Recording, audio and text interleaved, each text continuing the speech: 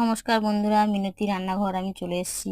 দেখুন কাঁচা কুমড়োর তরকারি আমি বানাতে চলে এসেছি।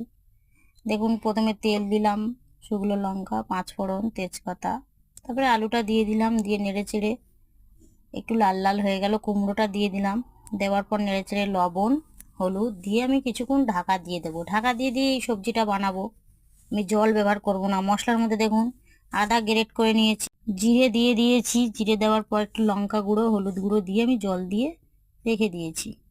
রেখে দেওয়ার পর তারপরে দেখুন ঢাকাটা খুললাম। দেখুন একটু জল জল ছেড়েছে। তারপরে মশলাটা আমি দিয়ে দিলাম।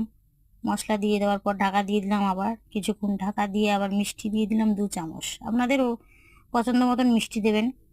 তারপরে দেখুন গরম মশলা দিয়ে দিয়েছি আমি। একটু ঘি দিতে পারেন, খেতে খুব ভালো লাগে। আপনারা খেয়ে দেখুন, পরোটার সঙ্গে, লুচির সঙ্গে খেতে বেশ লাগে।